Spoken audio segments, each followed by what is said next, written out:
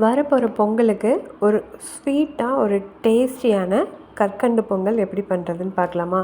அவ்வளோ ஒரு டேஸ்ட்டாக இருக்கும்.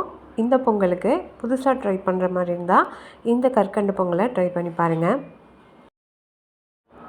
ஒரு டீ டம்ளரில் 1 டம்ளர் அளவுக்கு பச்சரிசி எடுத்துக்கோங்க. அதில் 1/4 டம்ளர் அளவுக்கு பாசிப்பருப்பு எடுத்துக்கலாம். இது எல்லாத்தையுமே நல்லா வாஷ் பண்ணிவிட்டு நம்ம எடுத்து வச்சுக்கலாம். வாஷ் பண்ணதுக்கப்புறமா இப்போ அரிசி 1 டம்ளருக்கு 2 டம்ளர் அளவுக்கு தண்ணி சேர்த்திக்கோங்க. இதை இப்போ குக்கருக்கு மாற்றிக்கலாம். மாற்றிட்டு பாசிப்பருப்பு 1/4 டம்ளர் அளவுக்கு சேர்த்திருக்கு. அதுக்கு 3/4 டம்ளர் அளவுக்கு பால் சேர்த்திக்கோங்க. வெறும் பால் அப்படியே சேர்த்திட்டிங்கன்னா நம்மளுக்கு இதை குக்கரில் வேக வைக்கும்போது அடிப்பிடிக்க சான்ஸ் இருக்குது. அதனால் தண்ணி சேர்த்தி பால் சேர்த்திக்கோங்க. 3/4 டம்ளர் அளவுக்கு பால் சேர்த்தி இதை ஹை ஃப்ளேமில் ஒரு 4 விசில் விட்டு எடுத்துக்கணும். லோவாக வச்சுட்டிங்கன்னா அடிப்பிடிக்க சான்ஸ் இருக்குது. ஹை ஃப்ளேமில் வச்சு 4 விசில் விட்டு எடுத்துக்கோங்க. இப்போ விசில் அடங்கினதுக்கப்புறமா பார்த்தீங்கன்னா நல்லா சூப்பராக வெந்து வந்துடுச்சு பருப்பும் அரிசியும். இப்போ இதை ஒரு கரண்டி வச்சு நல்லா மேஷ் பண்ணிக்கோங்க.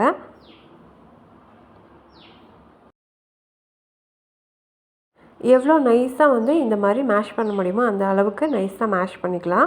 இப்போ இது கூடவே கல்கண்டு எந்த டம்ளரில் அளந்தமோ அந்த டம்ளரில் அரிசி அளந்த டம்ளரில் 1 கப் அளவுக்கு கல்கண்டு சேர்த்திக்கோங்க. நான் கப்பில் சேர்த்துறேன். அளந்துட்டு தான் கப்பில் மாற்றிட்டு சேர்த்திருக்கேன்.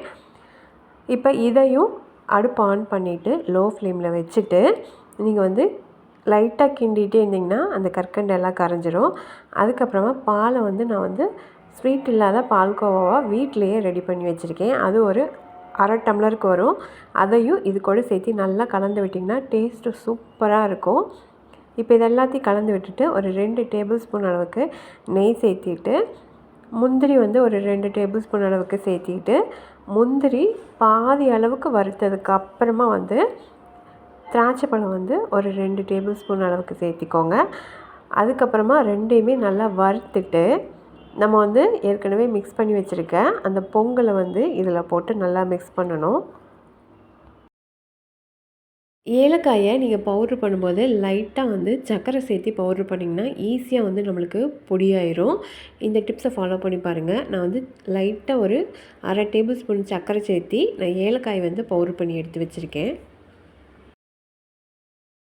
இப்போ முந்திரியையும் திராட்சையும் நல்லா வறுத்ததுக்கப்புறமா நம்ம ரெடி பண்ணி வச்சுருக்க அந்த பொங்கலை இதோடு சேர்த்துட்டு லைட்டாக மட்டும் மிக்ஸ் பண்ணிவிடுங்க. இது கூடவே ஏலக்காய் பொடி லாஸ்ட்டாக தான் சேர்த்தணும். ஃபஸ்ட்டே சேர்த்துனிங்கன்னா அதோடய ஃப்ளேவர் போயிடும். அதனால் கடைசியாக இது எல்லாம் கிளறினதுக்கப்புறமா கடைசியாக ஏலக்காய் பவுட்ரு சேர்த்திட்டு நல்லா கிளறிட்டு ஆற வச்சு சாப்பிட்டு பாருங்கள். இந்த கற்கண்டு பொங்கல் அவ்வளோ ஒரு டேஸ்ட்டாக இருக்கும். இனி இப்போ வரப்போகிற 2026 இந்த பொங்கலுக்கு இந்த கற்கண்டு பொங்கலை ட்ரை பண்ணி பாருங்கள். எப்படி வந்திருக்குன்னு சொல்லுங்கள். இப்போ இதுலேருந்து இதுக்கு மாத்திரம் பாருங்கள், ஒட்டாமல் அவ்வளோ சூப்பராக விழுகும். இந்த கற்கண்டு பொங்கல் செய்கிறதுக்கு ரொம்ப நேரம்லாம் டைம் எடுத்துக்காரு. ஒரு 10 நிமிஷம் தான். குயிக்காக குக்கரில் செய்கிற மாதிரி இருந்தால் இதை ஈஸியாக 10 நிமிஷத்துலேயே நம்ம செஞ்சு முடிச்சிடலாம். இந்த கற்கண்டு பொங்கல் ரெசிபி பிடிச்சிருந்தா நம்ம சேனலை சப்ஸ்கிரைப் பண்ணிக்கோங்க, லைக் பண்ணிக்கோங்க, எல்லாருக்குமே ஷேர் பண்ணிக்கோங்க. இந்த பொங்கலுக்கு நீங்களும் மறக்காமல் இதே மாதிரி ட்ரை பண்ணி பாருங்கள். அதுவும் பால்கோவா ரெடி பண்ணி நீங்கள் இந்த கற்கண்டு பொங்கலை சேர்த்து சாப்பிட்டு பாருங்கள். சூப்பராக இருக்கும்.